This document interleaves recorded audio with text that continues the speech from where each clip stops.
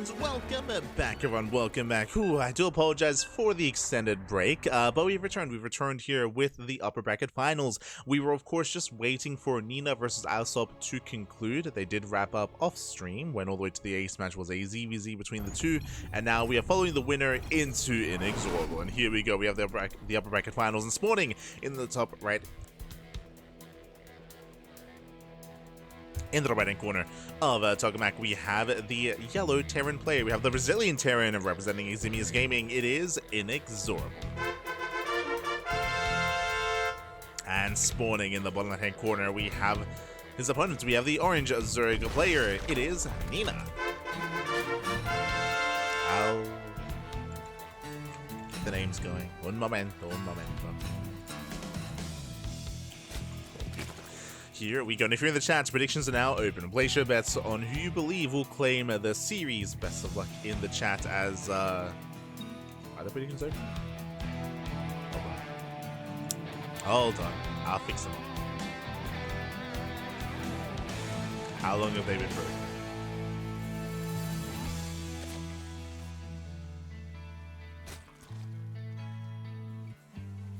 Beautiful. Okay, predictions are now open. You can place your bets on who you think will claim the series.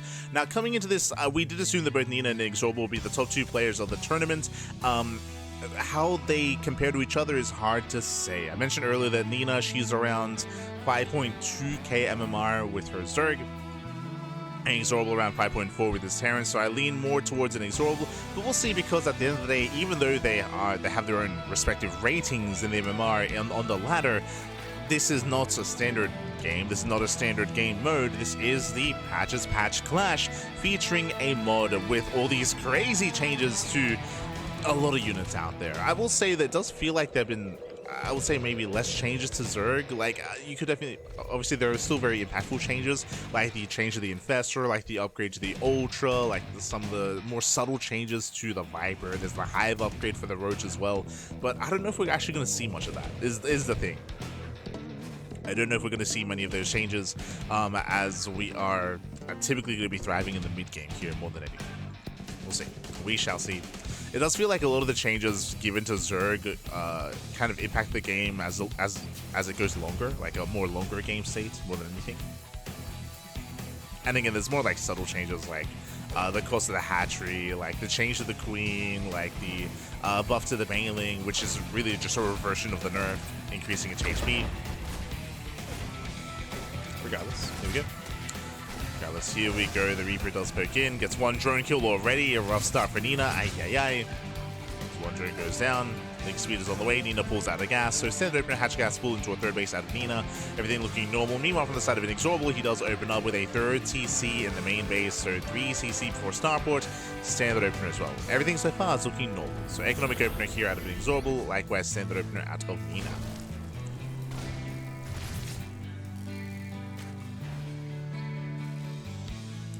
I see Nina's playing tournaments again. Yeah, Nina's been a little bit more active recently. I know that she took a big break from the game. It took a big break from streaming and from StarCraft. Did recently return and has been more active, whether it's in this tournament or this week's Pegasus Cup as well.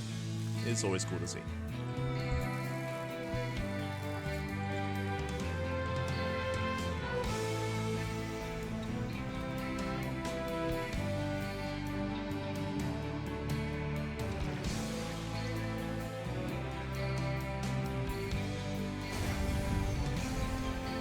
We're selling into our game. We do have our 3cc Banshee opener here by INexorable.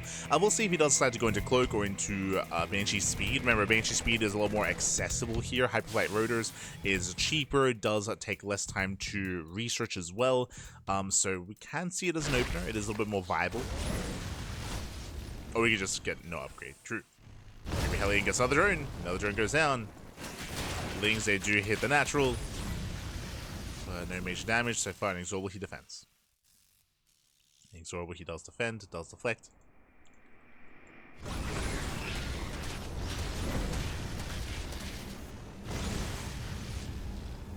Working towards fire, working towards stim. And we'll see how Nina does open up as well. We've reached the point where we should be going for our tech of choice. Do we go Lair first, Bailey Nest, Roach Warren, Double Eva Chamber? If it was going to be Roaches, I feel like we would have already seen a Roach Warren by now. So leaning more towards Ling Bane here, as we also don't have a Hive yet. Oh, sorry, Lair yet, that's what I meant to say. We're getting up to the 5-minute mark, so late Lair here by Nina. Nina does scout, Nina confirms it's going to be bio. Now does go for the Lair, interesting, so it gets the Lair, starts the Lair after the scout, so it's a bit of a later Lair timing out of Nina. Likewise getting into all those Spore Crawlers as well, but the tech is going to be delayed for the Zerg player. So delay tech. From here we can go into, most likely going to go into a Bailey Nest, into Lings. We could try to go into faster Hydras as well, true. I'm not too certain how Nina plays this style. I don't know how she plays her Zerg. Apparently she's been streaming Zerg quite a bit recently, but I'm not too familiar with her style. So we'll see what she prefers. Whether she prefers Ling Bane into Hydra, whether she prefers straight up Ling Bane into Ultra instead, or Ling Bane Muta. Do you have upgrades? Again, this does feel a little bit delayed here for Nina, unfortunately. Typically, you want the Lair lined up with your Bailey Nest so you can start bathing speed as quickly as possible. Likewise, we have an abundance of gas to work with as well, but the Eva Chamber is a little bit later. Just not finishing up though to get into those upgrades. Okay, we'll need them. So we get 1-1 upgrades on the way. Hellions looking for a way in. And he's over behind this, just playing standard, getting to his own 5-rack setup. Behind this could even turn this into an 8-rack, it's true.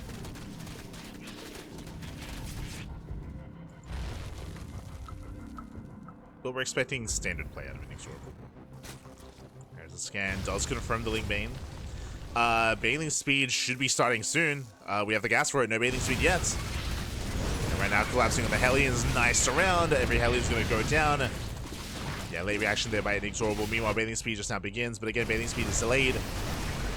Ooh, and Ling's a run past the Marines. Ay, ay, ay. Yeah, Ling's going to go down. That was a bit of miscontrol from Nina, throwing away a lot of Zerglings. And here comes INexorable. Remember, the window where there's no bathing speed is going to be larger, so there's a bigger window here for INexorable to take advantage of that. INexorable's moving out. Nina is in trouble. Again, bled out so many Zerglings.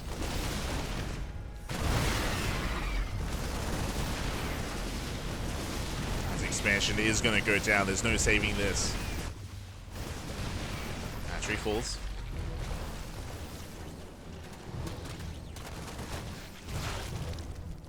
INexorable does pull away. Nina trying to catch at the tank.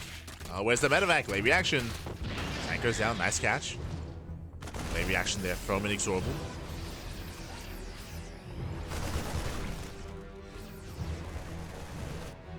It's a nice pick up here from Nina. Behind this, how many racks are we on? We're up to 8. Oh boy, 8 racks, no gases, 3 base all in. So INexorable's going for 3 base all in. INexorable does have momentum. This is going to be a very tough defense here for Nina. We need those upgrades. We need 2-2. We got 2-2s on the way. Nina double expands, needs to preserve one of these bases, and INexorable's rotating over towards the left-hand side. And not A-Raxing 4th CC, okay. If INexorable wanted to, he could just commit and go for the all-in. You can see the supply disparity, INexorable could pull that off, but he is opting to expand. So soon he can take his gases and get a second factory. Bane rolling in on the right-hand side. INexorable getting caught out, has to pick up, has to get the hell out of here. Pull away. Making use of that clip face. INexorable, he will clean up these Zerglings. He will lose 1 tank in the process, but still a better trade for INexorable, and he can just stim and win. That's why I mentioned that this 4th base feels a little bit unnecessary. He can just go for it. INexorable can just go for the kill. He can go for the throat. We have a couple of infestors on the way that will help.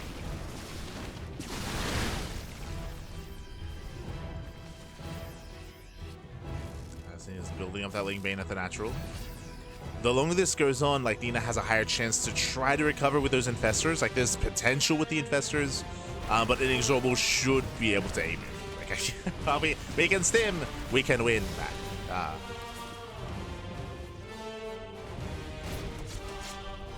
Thankfully for Nina, INexorable is spending money elsewhere on the base, on more SCV production. Here come the Infestors. Again, they have potential. Nice pre-split though. Does pre-split. These are rolling in. Where are the reinforcements? They're late. Reinforcements are delayed, but now they've arrived. And INexorable will clean up. He'll just clean up the army. Breaks through the Lings. No more no more fungal growths left. Fest is out of energy. Balinet's going to be going down. Brutal pickup.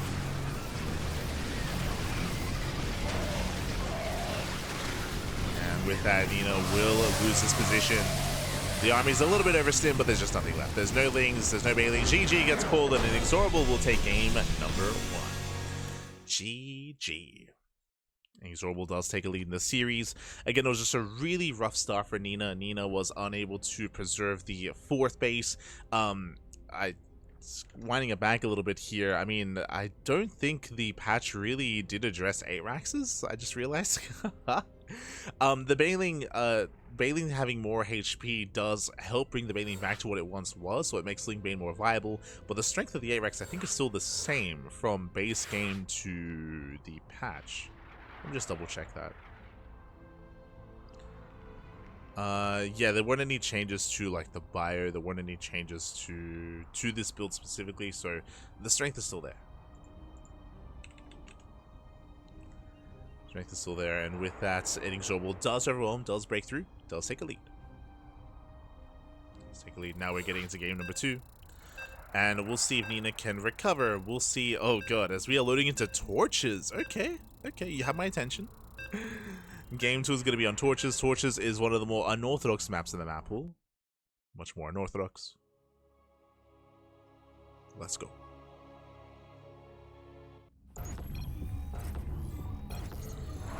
Known for cheese, known for aggression. So this is where we can meme up a little bit. And this is where we're probably going to see Roach play. This is where, as the maps get smaller, that's where Roach production is going to be, or more Roach-based builds are going to be more viable and more necessary, but we'll get into it.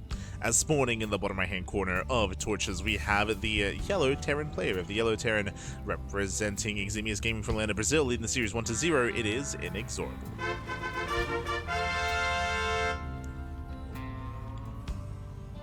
Hold on. We've switched places. Un momento. Okay.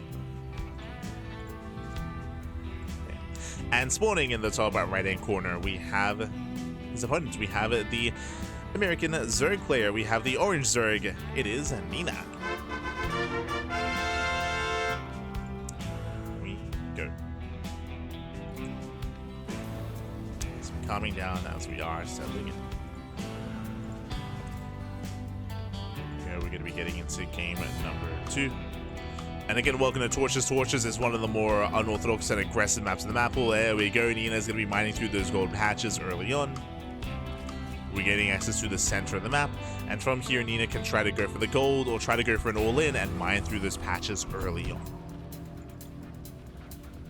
So far, though, gases. Ooh, gases opener out of Nina. So Nina is being very greedy. Very greedy here. So hatch, pool, hatch, late gas, or actually going for the gas before the hatchery, but regardless, late gases here from Nina. So late gas, late link speed, late roaches is being very greedy. And we'll see if INexorable can punish the greed of Nina. Now, what I will say is that it is more difficult to punish the greed just because of the ramp. There's a ramp coming into the natural, so it's a little bit easier to fully wall this area off. Likewise, because this area on the right-hand side is fully walled off outside of these mineral patches, Hellion Harass isn't really viable here, or isn't really possible unless the Terran player also mines through these patches as well to gain access to the side of the map. Double expanding? Oh no. This is insane greed. So hatch, pool, gas, hatch. Very greedy here from Nina, and she should not get away with this.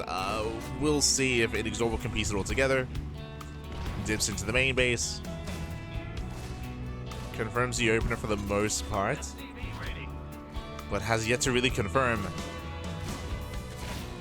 Yeah, as the drones are taking a lot of hits. Are we not making links? Jesus, we only have 2? Sorry, 4. Oh no! Bit of miscontrol there by INexorable. Once gets caught out. Does back off, does pull away. That's a lot of damage in the main base already, forcing those spore crawlers. And will he check the pat? Oh, he does. He does check, he does confirm. is aware of the hatchery, is aware of one of the bases, but is not fully aware of the other, as the gold is being taken. Here we go. I'm sure Cats isn't playing. True, true.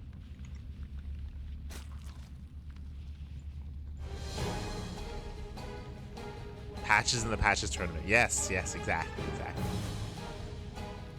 Este top. Behind this, INexorable playing for a 2-1-1. 3 CC 2-1-1. I do like this. I do like this build specifically against what Nina's up to. It's a good way to punish this. Basically, what's happening here is that we're going to be pulling out of the reactor factory production early. There we go. As you can see, there's the add-on swap, so we only have a minimal amount of Hellions. We're going to a massive amount of Marines, and then we're going to hit with Medivacs, with early stim, with early Marine production, with a drop play. And that would be designed to punish a player that is being too greedy like this, that is very spread out. Currently, Nina is saturating the gold slowly but surely, but can she defend it against the 2-1-1, against the drop play? Now, the plus side for Nina is that this is a 3cc 2-1-1, so this is going to hit later than usual, just because of the third command center. Typically, we would skip the third command center, go for a faster starport, go for a faster setup here. We wouldn't have any Hellions, we'd go for a faster add-on swap, and we'd hit that much harder as well. Here, it's going to be more delayed, because it's a more economic variation. And in INexorable, he doesn't know about the gold yet. He might have an inkling, but hasn't confirmed. Add-on is done. Doesn't that look fancy? Shout to the Total Biscuit voice pack. INexorable, he's one of the few that does use it. As INexorable is opening up at the center of the map. Does open up the center. Medivacs are on the way. And Nina is amassing up some Zerglings, thankfully. Nina does not quite have an overloaded position to scout this. So Lings are out of position. Lings are here at the natural, they're not at the gold. And this is where the army is going to be rocking up first. Yeah, creep is spotted, now INexorable knows. The boys are being pulled? Wait, what? The boys are being pulled, we're going for the all-in. The bunkers are going to be on the way. And no armory, no Hellbats, but it's going to be mass Zergling, no Bailings. Yeah, I don't see this working out. It's the drones, they go back to mining. They do head back again. No Bailings, no upgrades. These are 0-0 Zerglings. Bailiness just now begins. No gas income. Oh boy. Okay. Okay. INexorable, he defends back at home. Moves out with a double drop. Does catch an Overlord. But INexorable, he needs more damage. Nina can outscale INexorable. Pick up. Drops over the wall. Lings, they will respond. They do respond in time. Now, it doesn't feel good, but INexorable needs a third. He needs a third base, needs to defend, fortify on 3 bases, and then slowly move out. There are just so many Zerglings that he cannot just force his way through. As does, he does salvage. Lings, they collapse in. But these are 0-0 Zerglings. I mean, they do break through the tank line. Tanks are going to be going down, and bunker goes down as well. But I'm afraid to look. How many Lings was that? 105. 105 Zerglings for what? For 2 tanks, 12 Marines, and a bunker. Okay, again, the efficiency for INexorable is insane. And that was not the call to go for. I mean, you could make an argument, though, that even though Nina does not trade efficiently, Nina has better mining. Nina has the gold base, has all this mineral income as well. So you could argue that Nina can afford it. The wall's not a wall. The wall's wide open. Another tank is going to go down. A bit of miscontrol, a bit of a misstep here from INexorable. But now would be the time to counterattack. Yeah. Nina takes a bad fight. INexorable now can stim out. And Lings, they cannot engage. Not like this. Nina's going to try with reinforcements. Okay. Does force a lift. Does force a pickup. Again, plus 1 carapace is going to be so low, so late. Thankfully, 1-1 was also delayed for INexorable as well. True. But again, INexorable needs to expand. Needs a third expansion. Can't expand towards Nina, so has to expand away.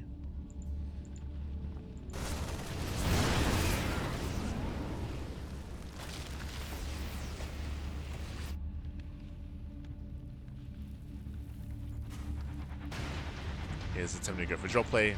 Upgrades are about to finish up here for Nina. Bailing speed is not done. Wait, do we have a lair? Okay, there is. But if it goes down, there is a lair. Which means, where is bailing speed?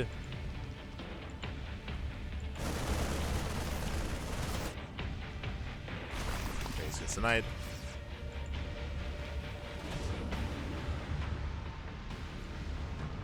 INexorable finally can expand.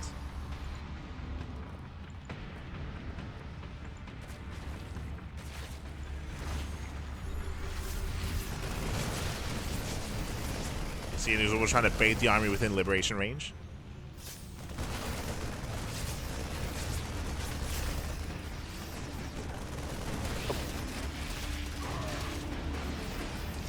Oh, it's a bit of miscontrol. Hopefully INexorable's not punished too hard for that. Yeah, it does pull away. Pulls away. No Widowmine production either for INexorable. Widowmines would be ideal here, going Biomine against Purling Bane.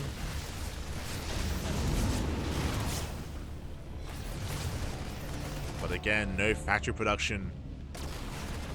You could argue that maybe INexorable can't really afford it. Needs that third. So our base is getting saturated as we speak.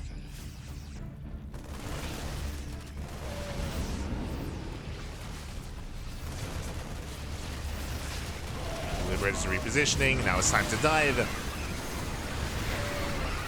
Purling Bane does roll in into 3 tanks. Oh god. Cannot push into that tank line. Oh, the very nice target firing. Ooh, Nina does run past the army, and Nina will evacuate the goal base. The goal base has been broken. INexorable gaining ground. Now can expand behind this as well. Ooh, going for the overlords. Bailey's are finishing up. INexorable has the overextended. The creep is still here. But there's what? 4 tanks. Nina setting up the flank, setting up the surround. Coming in from behind. The army doesn't split. Yeah, the army's clumped up and massive bailing connections. But INexorable still outtrades. Again, that was maybe the best fight that Nina could have hoped for. Got some brutal connections. But INexorable snowballing out of control. Snowballing out of control, takes down the expansion one after the other.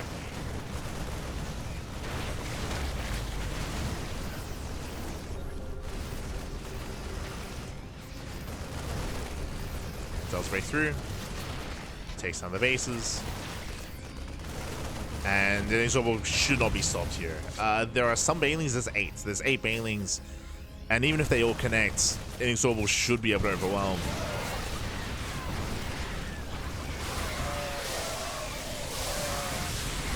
Tank bully's going up. Getting on top of the queens, and GG gets called, and INexorable will claim the series 2-0, advancing on to the grand finals. GG. GG, well played. I was curious to see if anyone could stand up to INexorable coming into this tournament. Is coming in as the big heavy hitter, as the favorite, and I was curious to see what Nina Zerg was looking like, just because I'm unfamiliar. Nina Zerg definitely a little bit rough around the edges, had potential here in game number 2, especially with torches, especially with getting away with the goal base, but it was very all-in. The lair was delayed, the gases were delayed, bailing speed was delayed, 1-1 upgrades were delayed, all the tech was delayed because it was basically an all-in that did fall on its face. Nina did a great job when it came to denying the third base, but eventually INexorable did expand, and INexorable was just taking better fights, more efficient trades. What I will say about this series is that the mod almost didn't impact this series at all. The only thing the mod really did here was it did give Banelings a little bit more HP like they used to, but that was it. Outside of that, it was pretty much playing the same as regular SC2. Again, the mod does typically make adjustments to longer and later games because of the later upgrades, and also does adjust some of the more niche units. But as I mentioned, like Zerg was not really touched too much when it comes to this mod, outside of again the Baneling, and I guess like the cost of the hatchery, how larva works, and also queens off of creep, which wasn't really impactful here either. But GG, well played. And with that, we do see INexorable claiming the series, and now we're going to be figuring out what's been going on, what's been happening in the bracket. Let's go.